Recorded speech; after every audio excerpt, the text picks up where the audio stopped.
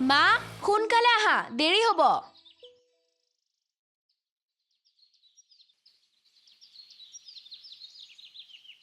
বোলা বোলা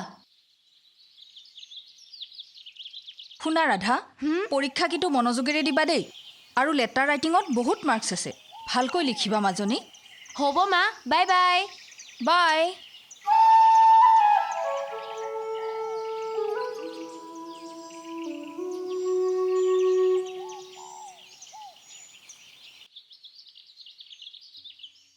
উফ এই ছোৱালীজনী মানে অলপ মানুহ চিজিল নহয় নিজৰ টেবুলৰ বস্তুখিনিও ঠিক কৰি নাৰাখে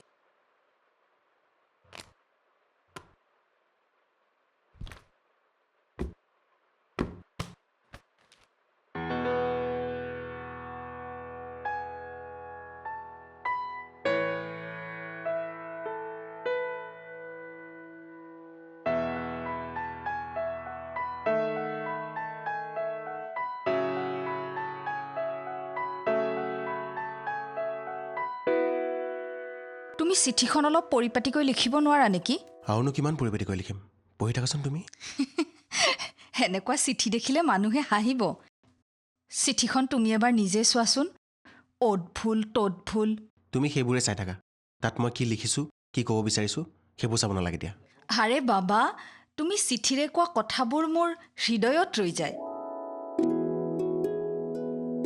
তুমিওতো সদায় বেলেগৰ কথা লিখি থাকা মোৰ কাৰণেওতো কবিতা লিখিব পাৰা তোমাৰ চকুজুৰি তোমাৰ হাঁহিটি এই অভিমান মনত সোমাই লৈছোঁ উষা যাতে কবিতাবোৰত তোমাৰ ছবি আঁকিব পাৰোঁ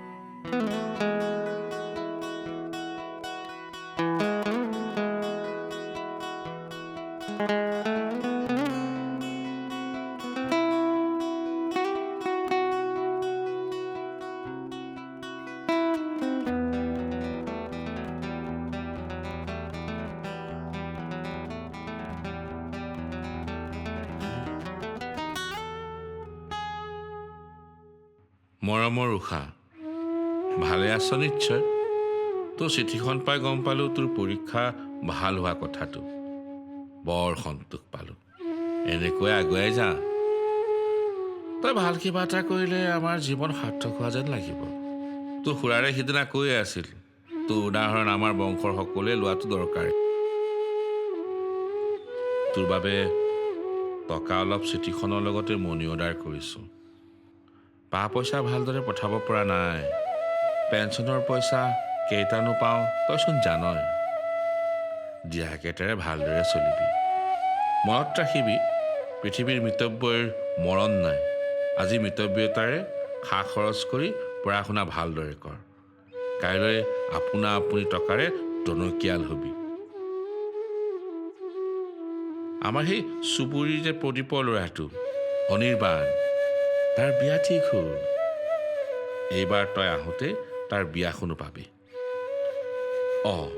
ক'বলৈ পাহৰিলোৱেই তোৰ লগৰ যে মামনি তাই আজিকালি কলিকতাত থাকে শান্তি নিকেতনত পঢ়ে অহা সপ্তাহত তাই গুৱাহাটীলৈ আহিব একেলগে আহিবি বহুদিনৰ মূৰত লগ পাবি যিহেতু কথা পাতিব পাৰিবি ভালকৈ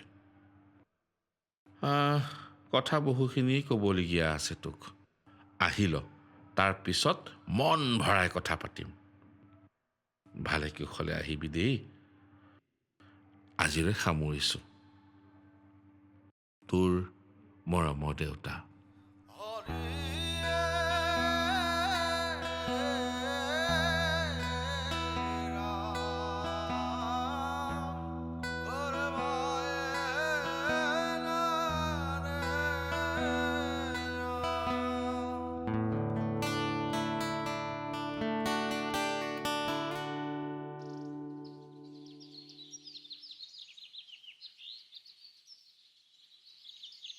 মৰমৰ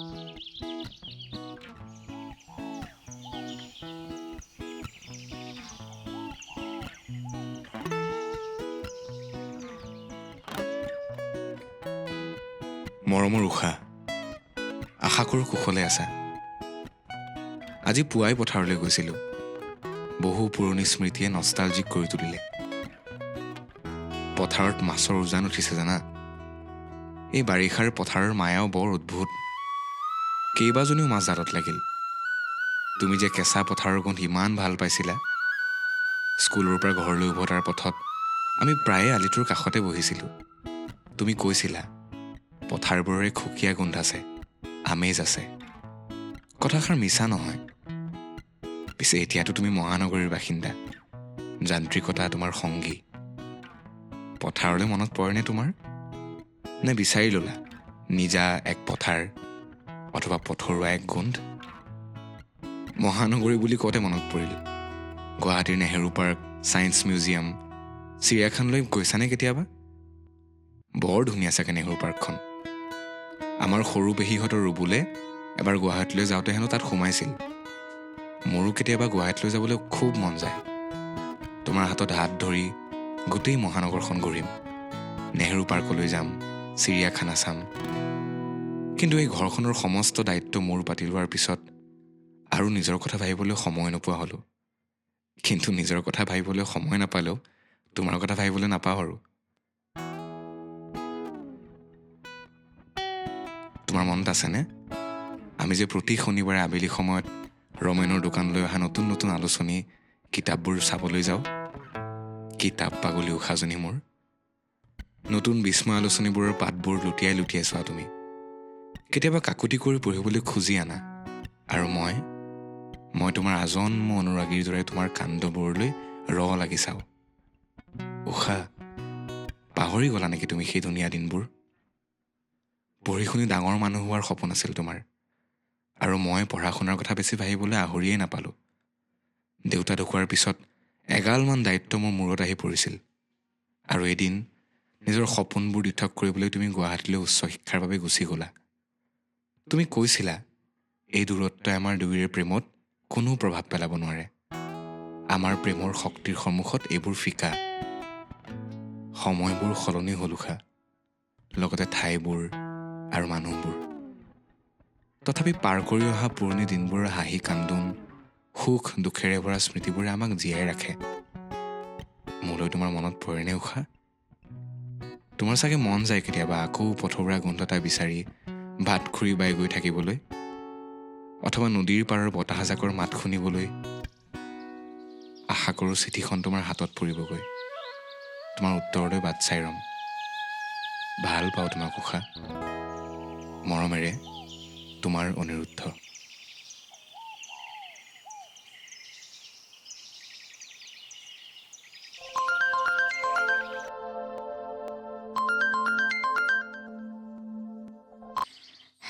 গুড মৰ্ণিং। Good morning. কি কৰিছা? ৰাধা গ'লনে স্কুললৈ? অঁ, গ'ল কেতিয়াবাই। আৰু ময়ো এইমাত্ৰ আহি গা পা ধুই ইয়াত বহিছোঁহি। তুমি ব্ৰেকফাষ্ট কৰিলানে? অঁ, কৰিলোঁ। অফিচলৈ বুলি ওলাই তোমাকেই ফোন কৰিছোঁ। তুমি কেতিয়া আহিবা গুৱাহাটীলৈ? মোৰ আৰু এসপ্তাহমান লাগিব। কামৰ প্ৰেছাৰ বহুত বেছি। আচ্ছা শুনাচোন, তোমাৰ কাৰণে কি আনিম কোৱা? মোক একো নালাগে, কেৱল তুমি সোনকালে আহা। অঁ ৰ'বা, তুমি মোলৈ এখন চিঠি লিখিবা। চিঠি? কিয়? অঁ, চিঠি। তুমি ফোনেৰে ক'বলৈ আহৰি নোপোৱা কথাবোৰ চিঠিৰে লিখিবা। আচ্ছা শুনা, হ'ব দিয়া, মই পিছত কল কৰিম। Take care. বাই।